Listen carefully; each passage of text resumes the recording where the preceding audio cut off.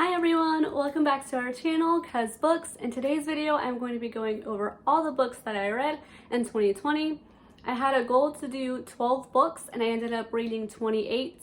Well, 27, one was an audio book, but still 28 books. So I achieved my goal, I went over my goal, and I am so excited.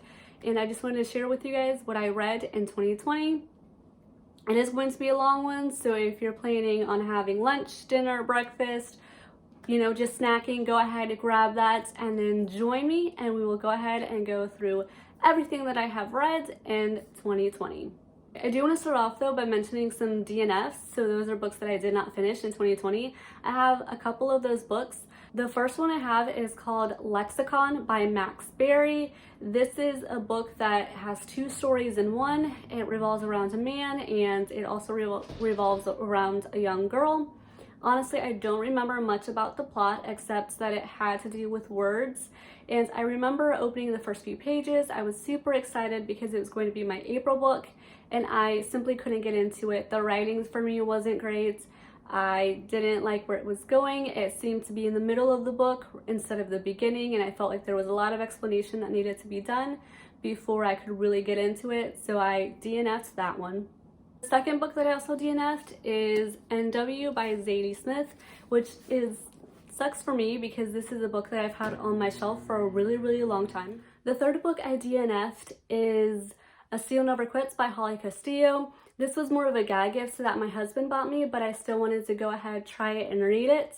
It is about a seal that is sent to a ranch for a secret undercover mission. He meets a woman, of course, and things kind of start to have a vibe for each other. And from there, I don't know what happens. Like I said, I didn't finish it. I got into the first few chapters and it was so absurd to me that I couldn't finish it. The fourth book that I DNF'd is You Should See Me in a Crown by Leah Johnson. I know that this was a hugely popular book in 2020. I had heard a lot of good things about it. My husband read it, said a lot of good things about it, but I simply couldn't get into it. I had just finished reading another book at that time, and that book was just a really depressing book. At least to me, it was really depressing, and then I just couldn't get out of the funk from it. And even something like You Should See Me in the Crown couldn't get me away from it, but this is a book that I do plan on reading. It's just not something that I finished in 2020. And then the last book that I DNF'd is Halo Shadows of Reach, a Master Chief story by Troy Denning, which is what this looks like. This follows Blue Team back to Reach. If you have played the game Halo Reach, then you will know all about it. You will know what happens at the end. Reach does fall, hence the name, but they have to go back and retrieve something for Dr. Halsey now that Cortana has taken over. If you haven't played Halo 5, then I apologize, spoilers, but if you have, then you know what I'm talking about. So they were sent to go back, and I simply couldn't finish this at the time. This was one of my in-between books. I had 12 main books for the year, and then whenever I would finish one of those, I would pick up another book that was my between the months, and this was one of them, and it simply happens that I couldn't finish it by the end of December. Those are all the books that I DNF'd for 2020. I'm going to go ahead and go through the rest of the books that I read, and we're going to go from my lowest rating to the highest rating. So here we go. The only book that is in the 1-star rating is The Girls by Emma Cline. I have had this on my bookshelf for a long time. Well, I wouldn't say that a long time, but I've had this on my bookshelf for a while now. I really wanted to read it. I had seen great reviews about it on the magazines and probably in other websites that I had seen. So I picked it up, read it, and I absolutely hated it. I didn't like the main character. I didn't like that there was basically no story progression. It was pretty much a copy and paste of the Manson murders with an additional character that the author decided to create. I read this book simply because I was so far into it that I couldn't stop, and I honestly thought at the end there would be something redeeming about the character, or that I would find some type of story development, but it didn't really happen for me. It was just the story of a girl that finds these girls and thinks that their lifestyle is kind of weird and wants to join them, is invited to go to where they live and see what goes on there. And it was really disturbing also in certain aspects of the story. There are things that I was really uncomfortable reading, and I don't think that it's a coming of age tale as they want to portray it or anything of that sort. It simply was not it for me. I would never recommend this book, and that's how I feel about it. I could go on, but I don't want to spend my time on a hate rant. We are moving on to the 2-star books, and the first one is This Lie Will Kill You by Chelsea Pitcher. This involves the story of 5 people that go to a mansion on the idea that one of them is going to win a scholarship based on the contest that's going to be doing at the mansion. However, what it's truly about is finding the guilty party responsible for a death at the beginning of the summer, either the summer before or that summer. All 5 of them realize this a little too late as they are in that mansion and realize who is who. Like, they see who else has been invited and know that something is definitely up. While I enjoyed this book, there was one aspect of it that I didn't enjoy, which was the overuse of the word pale. I think if I had $1 for every time that word was used, I would have probably 20-30 bucks and I could buy myself a brand new book. It was interesting. There were definitely some twists, especially at the end for it, that I wasn't expecting. I had kind of thought at one point would be, but then it finally confirmed it for me at the end. So it was an enjoyable book. I would recommend it as a library pick if you're wanting to go to your library to pick something up. The second 2-star is going to be I Hate Everyone by You by Gabby Dunn and Allison Raskin. I also picked this up because it was on sale. This is the story of Ava and Jen. They are best friends that go to 2 separate colleges, and every interaction that they have in this book is done via text and email, and it's just them going through college on their own, but also leaning on each other. And yes, if you're wondering, I do have little cheat sheets for some of these books. This was an okay story. It's more of a character development type of story than any real plot, which I'm not a super big fan of those. Also, it was kind of confusing at times to find out who, or to remember who was who. It's all done by like a little image or an actual name in the text, but it kind of confused me at times, which I didn't enjoy. And apparently it's the first book to a series, which I had no idea, but I just didn't enjoy this book. Don't recommend. The third 2-star book that I have is The Subtle Art of Not Giving Up by Mark Manson. And this is a self-help book that tries really hard to not be a self-help book. He kind of just gives off that vibe in there. Also, the title, I think, is just an excuse to use the F-bomb as many times possible. I think at one point there was a page where I was like, wow, that's a lot of F-bombs. I mean, like 10 to 15 in that whole page. He's, like I said, it's not a self-help book, but it's just selling a different type of self-help. There are a couple things in this book that I found interesting and that I wanted to jot down, but they're, basic things. And I'm like, oh yeah, that's something that I can do, or that's something I hadn't considered. One of my main issues with the book, however, is that he gives a couple of examples of laws or research or studies that have been done to kind of bring up a point. What I didn't like about that, though, is that he doesn't have anything to back it up. So he would say a law or a study, but if you look at the back of the book, there are no resources to that law, to that study. There's no website links, no notations of where he found it. And I know that this book isn't a research book, it's not anything of that sort, but if you're going to be using this type of examples, I feel you should be including your resources and where you got that information from, so that your readers can look it up in the future if they want to get more information on it. And also because when you search for it, it brings up related content to find more related content related to the topic at hand. That's just a personal thing of mine. I know that not everybody feels that way, but that's one of the reasons that I didn't like it, and I don't really think I would recommend it in the future to anybody. Unless, again, you're going to the library, it's a library recommendation. Other than that, I wouldn't spend your money on it. My fourth 2-star book is La Casa en Mango Street by Sandra Cisneros, and it's translated by Elena Poniatowska. I lost it completely at the end for the last name, I apologize. But this is the book. It's a very thin book, so not a lot of content. Again, this is another book that's more character driven. This is about Esperanza Cordero, and she simply doesn't like the house that they're in. She looks around at her neighborhood, at her neighbors, and she kind of just dismisses them. Doesn't really think that they're of anything that is high standard. But it's kind of like a small journey of her realizing the meaning of living there and just, I guess, the neighborhood values.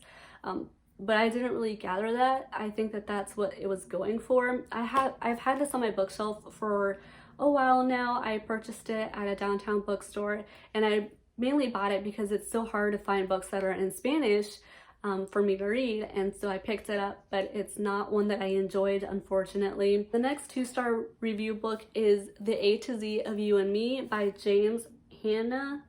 I picked this up a while ago because I had read good things about the book.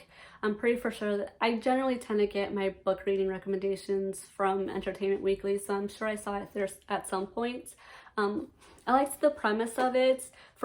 It's revolving around a guy named Ivo who is basically passing his time away in what I'm assuming is hospice. His nurse tells him of a game from A to Z. He has to think of a body part and then a story that goes along with it. And so it's definitely quite a journey going from A to Z. However, Ivo is not a good guy. As he's telling his stories, you realize just how not good of a guy he is. He's not the best boyfriend. He's not the best overall person in general. He does things very rashly without really any thought, and then dismisses the one person that loves him when she confronts him about his actions and what he's doing, because she cares about him. And she had an experience with a family member that was doing some of those same things, and it hurt her in the end, and for him to not pay her that attention, and ultimately that cost them some tragedy in there, and just him going through it and going through those regrets, but also having to deal with the people that he used to hang around with and the hatred that he holds for them now because of what happened. But I thought it would be, kind of uplifting, but it's not. This is a very sad book. It's depressing by the end of it. I was not in a good mood. I was trying to do things to make myself happy just because of how low that book made me feel. We are now moving on to the 3-star review books. The first one that I have is One of Us is Next by Karen McManus. This is the sequel to One of Us is Lying. If you haven't read One of Us is Lying, I definitely recommend you go ahead and do so. It is such a great book. I picked it up at a book pub one day and I absolutely fell in love with it. It's one of the best books that I have read, and I was super excited for the sequel. The book, however, does not go back to the main characters of the first book. It actually revolves around side characters from the first book and now makes them the main characters in this one. This is a 3 for me simply for that fact. The second 3-star review book is The Assistants by Camille Perry. I don't remember where I saw this. I'm sure I read about this in Entertainment Weekly, but it was probably a different magazine at this point. The premise of it intrigued me. So basically it revolves around Tina Fontana. She is an executive assistant, and one day she commits fraud basically, and from there it goes where people start to find out about it and they do this giant scheme to cover it up, and in the end there is no consequences for their actions. I'm gonna go ahead and spoil that right now, which is why it's a 3 for me.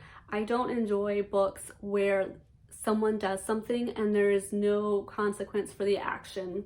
There's no punishment, or there's nothing that shows the reader that what the person did is wrong, and because it's wrong that they do have to pay a certain type of punishment, or they have to deal with something in life knowing that what they did is wrong. That is not the case in this book, which is what I didn't like. and that's why it's at a 3-star rating for me. The next book is Doctor Who and the Cybermen by Gary Davis. This is basically a book that's an episode. I know for some of the older Doctor Who's, they tend to write the books with an actual episode that happened, and this is one of them. And this is, which Doctor is this? I think this is the 8th Doctor. I believe this is the 8th Doctor. I'm not super familiar with the past Doctors. I know 9 and above. I don't know the classic Doctors, unfortunately, but I think this is the 8th Doctor, and it's just him and his companions going to a base in the moon, and then Daleks appear and Cybermen appear and having to defeat them, and also making sure that the people on the moon base don't die.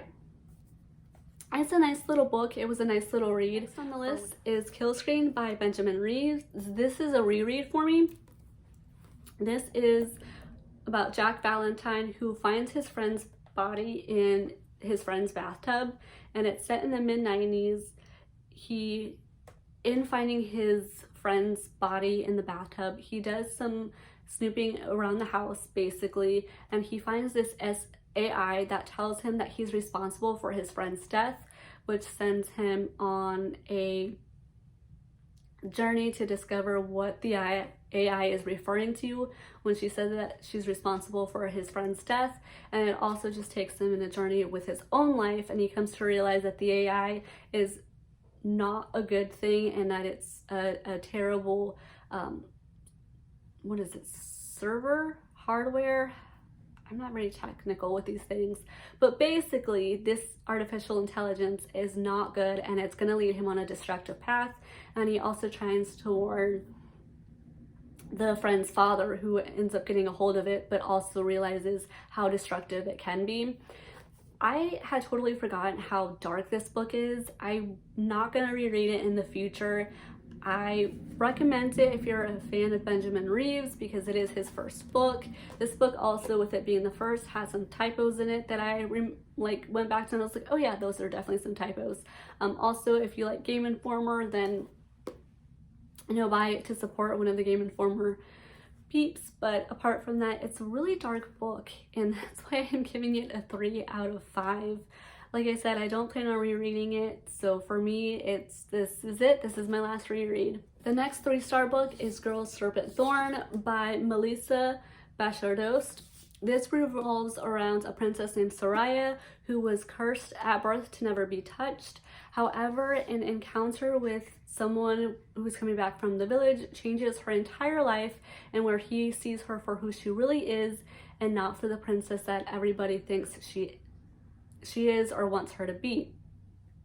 However, she is cursed, as I mentioned, and she doesn't want this curse. So when she learns that there is somebody that can take away the curse, she goes on a quest to do what's necessary to get rid of the curse. What she doesn't realize is that that is a really bad thing, and she had the curse for a reason. Without it, the entirety of her world is starting to fall apart, and she has to act quickly if she wants to save herself and her family. I was super excited for this book. Also, this does have LGBTQIA representation in it.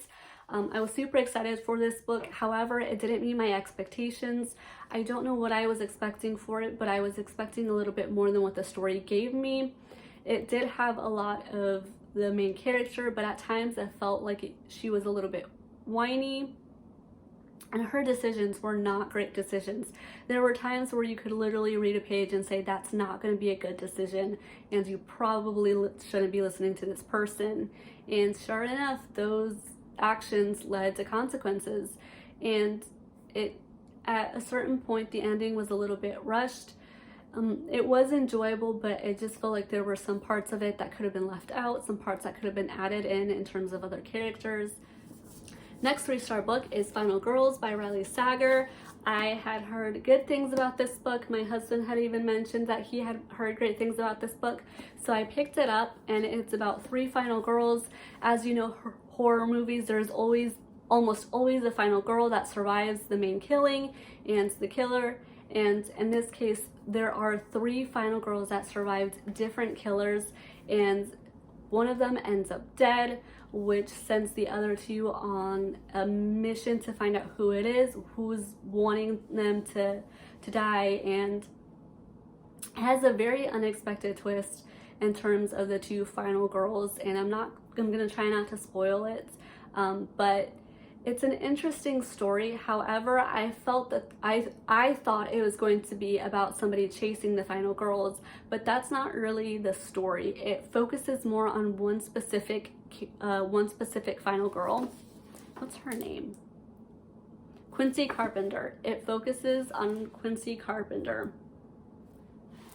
She went through an experience, is now living a good life, and now with this, she's, you know, reliving trauma. She doesn't remember certain things that happened when she was in the cabin with her friends and the killer, and so there's a push to try and get that information out of her. The ending was disappointing. It was not the ending that I thought needed to happen, especially with something that happens earlier in the book. It's very, very disappointing. Like I said, I thought that this was going to be about another killer hunting them down. However, that's not the case. It focuses mainly on Quincy Carpenter and her story and who's really out for her. And it just kind of left me wanting more from the story because I felt like it could have been written better.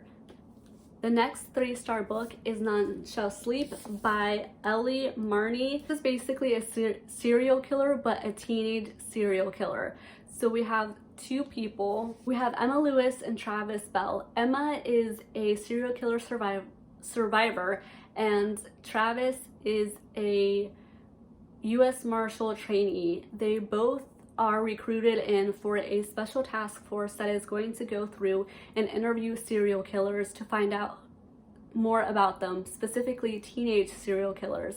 They think that because of their age, they'll be able to get through to the serial killers and connect with them on a level that the adults can't. However, in doing this, a serial killer is also out and about attacking and killing other people, and now they are recruited to talk to one of the worst serial killers who says he has information, but he doesn't want to talk to anybody except for Emma. So now she has to go and talk to this person and figure out what he wants and if he's really wanting to help the U.S. Marshals or if he's simply wanting to play a twisted mind game of his own. I enjoyed the book. At one point I gave it 4 stars, but I did revert back to it. I did enjoy the ending. I will say that the ending was one of those endings from like, okay, yes, this is what I wanted from an ending, because sometimes it's so expected that you don't get anything from it. This is an ending that for me was good in knowing what each character wanted and then wanting to pursue what they wanted. I did go back to 3 simply because if you're going to do a teenage task force, I still wanted you to talk to the teenage serial killers personally, and that kind of got left by the wayside when it took over the actual main case.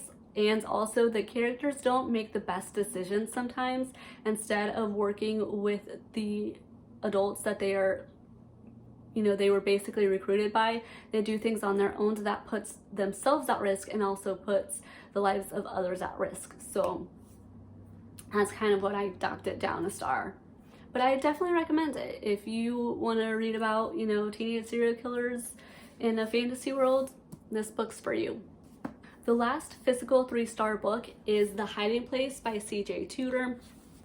I purchased this because there was a sale going on. I think you had to buy 2 and get the 3rd free. So I picked this up. It's not a super big book. It's a pretty thin one. This is about Joe, who goes back to the city that he was, I believe, born and raised in, a city that not really a city, a town that he never wanted really to set foot again, or at least he wasn't ready to set foot into it quite yet. But he does so under the guise of being a school teacher when someone sends him a letter saying, I know what happened to your sister and it's happening again.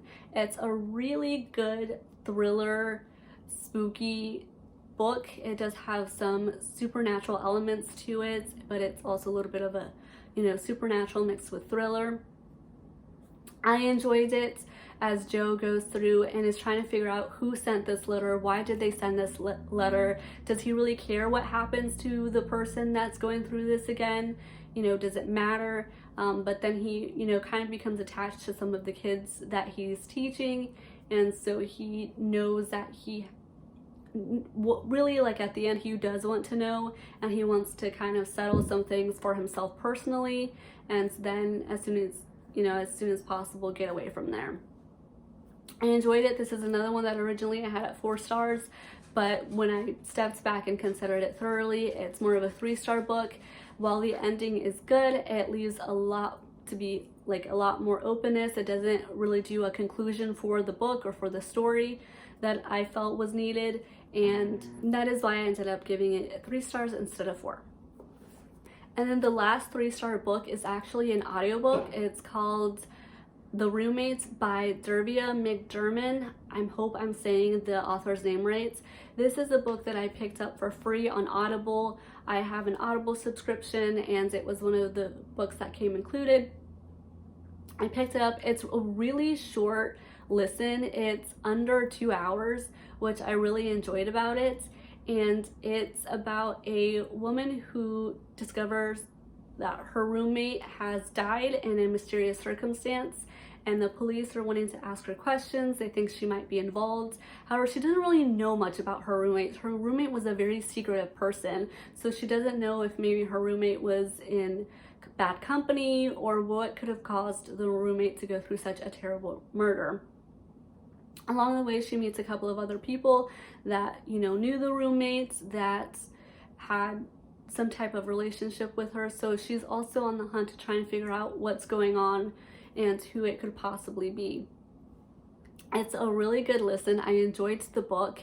However, I did kind of figure out what was going on towards the middle of the book. So as much as I wanted to give it 4 stars, for that reason, I'm giving it 3 stars. But if you have an Audible subscription, I definitely recommend you downloading it. Like I said, it's a short read.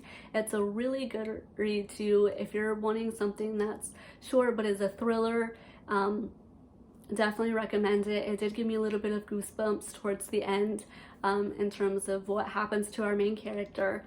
And that's it for the 3-star reviews. We're gonna move on to 4 stars now.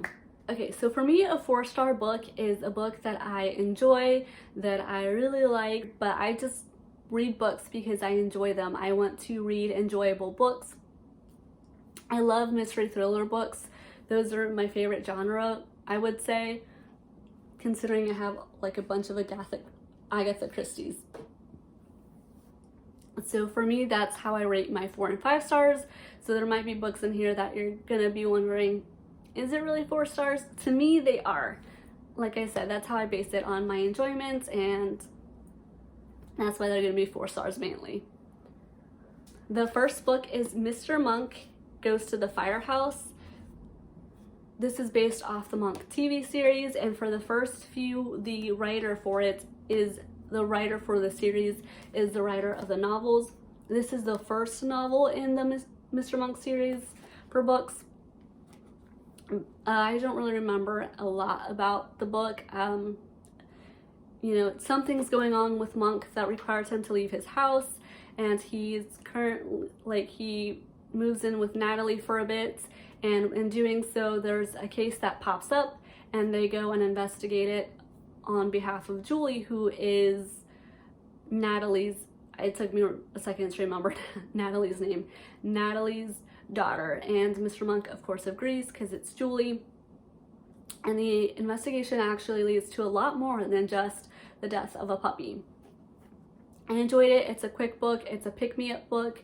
If you want a book that isn't going to take too much attention, but is also going to give you a little bit of a mystery, cozy vibe, I would definitely put these under the mystery, like the cozy mysteries. The second one is Halo Silent Storm, a Master Chief story by Troy Denning. I really enjoyed this book. This book takes you to basically the very beginnings of the Master Chief.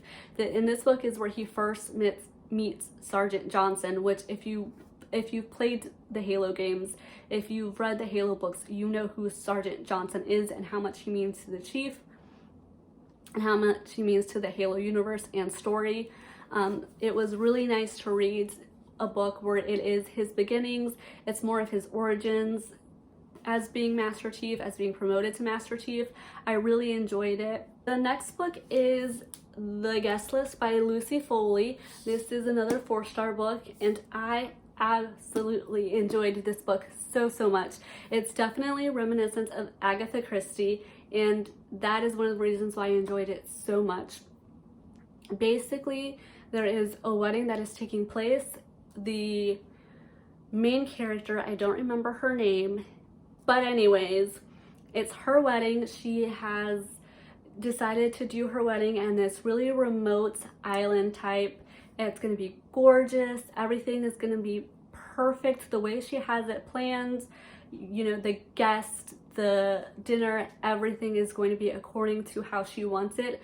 And it's also good for her because she's like, I think she's a website runner or a blogger, something of that sort, which is why it's all fancy and it gets to be in an island. However, death is going to occur. I hope that doesn't spoil anything for you, but death is definitely going to occur. Things are not going to go right in this wedding. It's going to go down in pieces, and what I like about this book is that it's going from different perspectives. So there are different characters in this book, and you're getting to see their perspectives on the situation, and it builds up to the end in a really good way with each character as they give their point of view, and then the more you go through, the more it builds up to that climax, which I really enjoyed. Next 4-star book is The June Boys by Court Stevens. This revolves around the Gemini Thief. The Gemini Thief is someone who kidnaps 3 boys every June and then lets them go the following year. Now for Clea Thoreau, is it Clea Thoreau? Not Clea, Thea Delacroix. I also said the last name wrong. Thea Delacroix believes that the Gemini Thief has taken her cousin, and she sets out on a quest with her boyfriends Nick and her friends to find out who the Gemini Thief is, and also to find and locate her cousin. But during her search, she discovers something that can lead to the Gemini Thief. However, the evidence is going against her dad. So now she thinks that maybe her dad is the Gemini Thief, and it's not a spoiler because it says it on the cover itself, which leads her to really wonder if she truly knows her dad and what has he been up to all these years, because he's a little bit of an eccentric. So she's really starting to doubt her dad, and she's hoping that in going through she discovers something that proves his innocence. It was a really enjoyable book. I read it as my June book. I enjoyed the mystery of it. I enjoyed the thrill of it. It wasn't a complete 5 for me, simply because her relationship with her boyfriend doesn't really make sense to me. Basically, her boyfriend is her cousin's best friend, and that's kind of how they got together, is that shared knowledge that he's missing. So it's quite a bit of a weird relationship to form in that process. But that is why this is my 4th, that is why I rated this book as a 4. The next book for 4-star is Tagged for Death by Sherry Harris.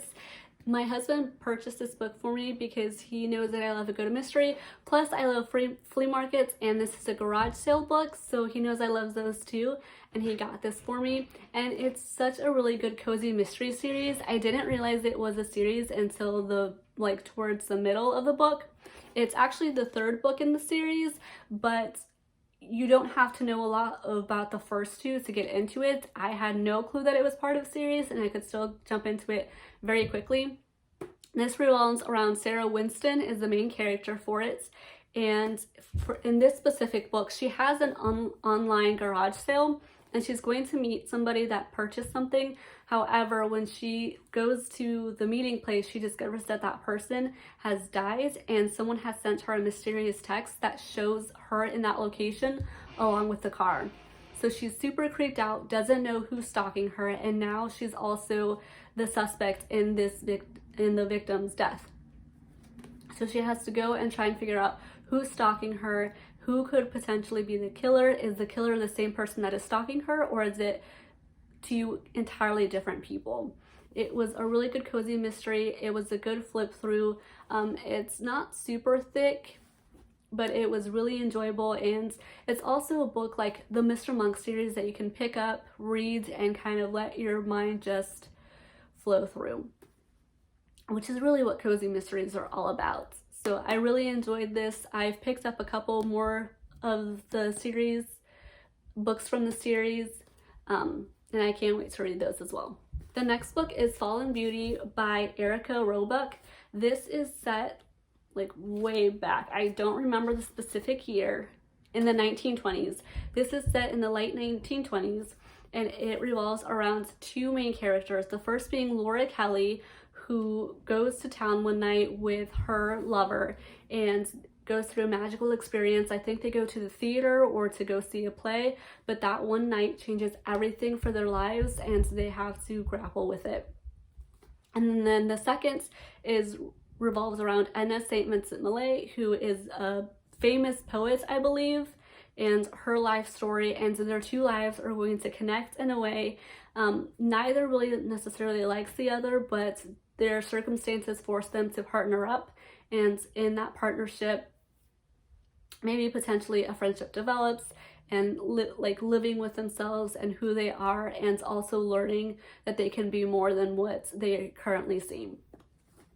I really enjoyed it. I normally don't like books that go back in time, like period pieces, I guess is what you would call this, but I really did enjoy this one, and I really felt for the main character, Laura Kelly. I didn't really care much for St. Vincent Millay. I felt like she was just a very bratty person. I think that she's based on an actual poet by the same name. I could be wrong, but to me, I didn't really like her character. I didn't like reading so much her story. I was more focused on Laura Kelly and her future, her story. But overall, I really enjoyed this book, and that's why I rated it 4 out of 5. The next 4 out of 5 book is Such a Fun Age by Kylie Reed. I also really enjoy this cover. It's such a fun cover. I picked this up, I believe I picked this up at Target, but it is about Amira Tucker and Alex Chamberlain. Amira Tucker works for Alex Chamberlain. She watches her little daughter. One day, Alex asked her very late in the night, to take her daughter to the grocery store. There is a situation that happens in their house that they don't want her to be, they don't want the little girl to be in there. So she takes her to the grocery store. However, because of her color, because Amira is black and the little girl is white, they assume that Amira has kidnapped her, and that whole incident gets recorded on a video. And that video comes to light, which kind of puts her in the spotlight that she didn't really ask for. I really enjoyed this book. It definitely does go through, racial tension, kind of also the white savior feeling of the book, because Alex Chamberlain, once she finds out about this, definitely wants to help her, wants to know more about it, but Amira isn't necessarily interested in talking about it. She kind of just wants to forget about the situation. I will say that the sleeve of the book is a little misleading in terms of how it actually unfolds. The sleeve presents it that the video happens, the video is then shown to the world, and then everything goes to bits. That's not the case at all. The video isn't actually shown to the public until very late in the book, and from there is when she's in the spotlight and has to kind of grapple with that and what she has to say now, kind of be a person that she didn't really want to be, which is a representative, a voice, and going through that. And before all of that though, however, we're still going through their lives. We're learning a little bit about Alex Chamberlain. She has her own chapters in it, and we're also learning about Amira and how she lives her day-to-day. And for that reason, there was more in the book that I felt could have been done. There are certain disconnects in the book for me. I can't, it's been such a long time, I can't really place those disconnects, but it's a good book. I definitely recommend it, but it just didn't meet it for 5 stars for me. The second to last 4-star book is Only Human by Gareth Roberts. This is not a episodic book like the like the other Doctor Who one that I read. This is an entirely different, you know, it doesn't take place in the Doctor Who series. It's a standalone book. And it also has my Doctor, the Ninth Doctor. I absolutely love him. He is, of course, with Rose Tyler, and I believe Captain Jack is in this one because for whatever reason, they always have to put Captain Jack along with the Ninth Doctor. The Ninth Doctor can stand on his own, guys. You don't always need Captain Jack. Anyways, they take a trip back in time, and in doing so, they discover that they've gone way back, but also there is some very new tech in this area where it really shouldn't be. And they, you know, kind of notice that everybody is very, very happy when they necessarily shouldn't always be so happy. And also a Neanderthal is found in the future, which is what leads them to the way past. I enjoyed this book. I enjoyed this as a standalone, not part of the TV show.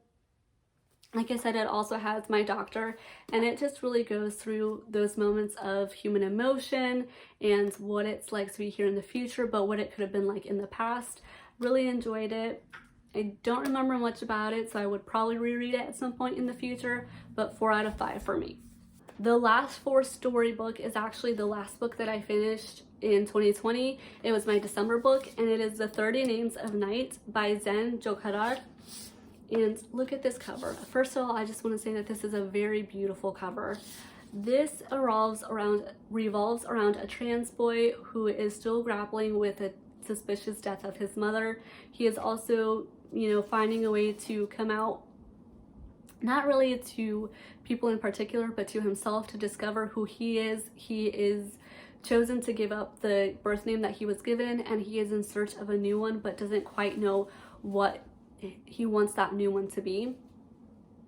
But in this is also the story of Lila Z, who was a famous painter, and their stories kind of connects when he finds Lila Z's notebook and an old building, and from there he reads her notebook and finds out that there's a connection between Lila Z and his family that he didn't know. And it's also stories of, you know, the LGBTQIA community that he didn't necessarily expect to find out about. It's a really good book. Honestly, I picked it up because I had heard mystery and death, and I thought that that was what this was mainly about. It's not. It's not really about that, so I kind of misled myself in that way, but it's a really enjoyable book. It's a book that will have you crying at times. Also, the way that it talks about grief and dealing with grief, it's those moments that really made me cry and really made me think.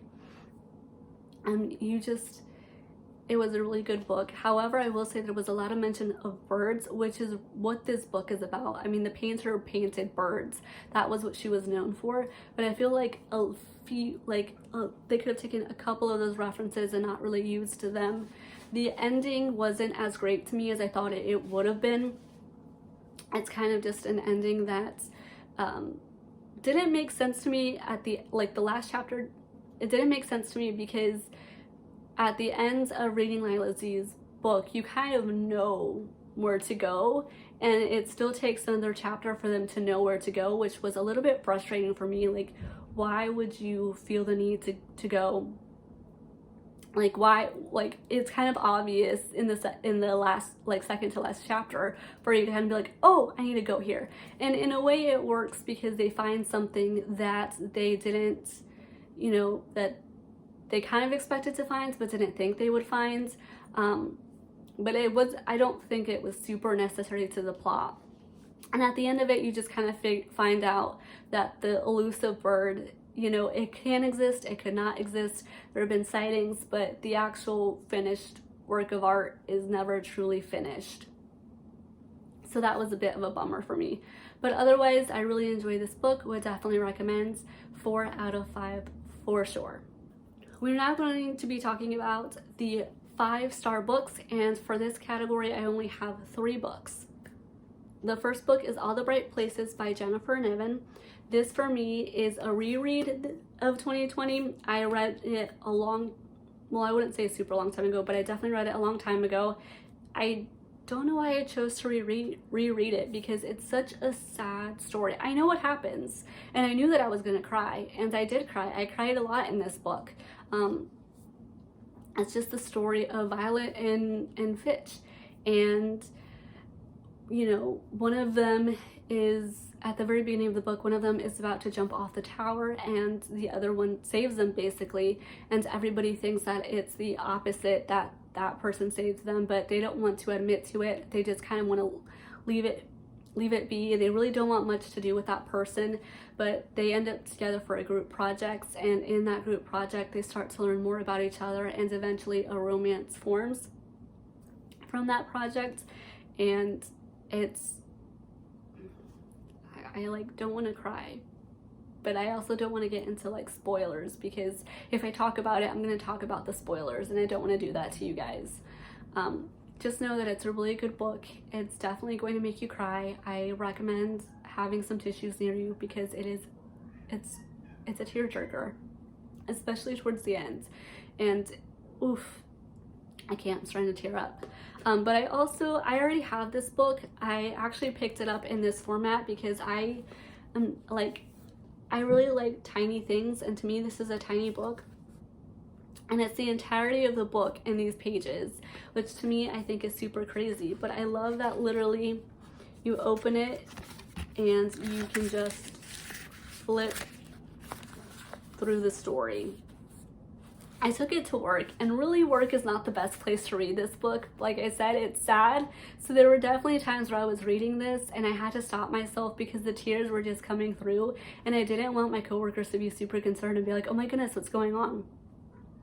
But I like this format. It was easy to read, definitely tiny prints, but I like that it's basically pocketbook size, so I can put it in my pocket, or really for me, put it in my purse and read it. Definitely recommend it for sure.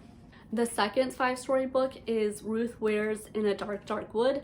I actually read this with my husband. We will hopefully be doing a discussion on the book since we both read it. It was supposed to be a video we uploaded in May of last year, but that didn't happen, so we're hoping to get that done this year. But anyway, this is a really, really good book. It's about a woman named Leonora. She's a reclusive writer, doesn't really get out much, doesn't want to get out much. She's invited to what I guess is called a stag. Basically, it's a bachelorette party. I don't know how they call it. Like, this doesn't take place here, it takes place in like England, so I don't know what their term for a bachelorette party is, but she agrees to go even though she hasn't seen that person in forever. And from there, things take a turn. The next thing she remembers is waking up in a hospital, and she has to piece together what happened in the glass house that led her to the hospital.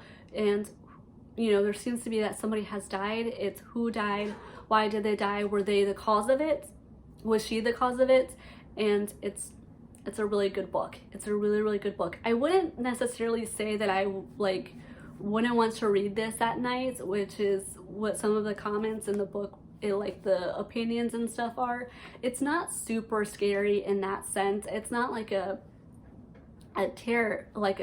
it's not super scary in that sense. It's definitely terrifying because you don't know what's going on, but I wouldn't say like, oh, don't read it at night type of scary. It's not, I wouldn't go that far.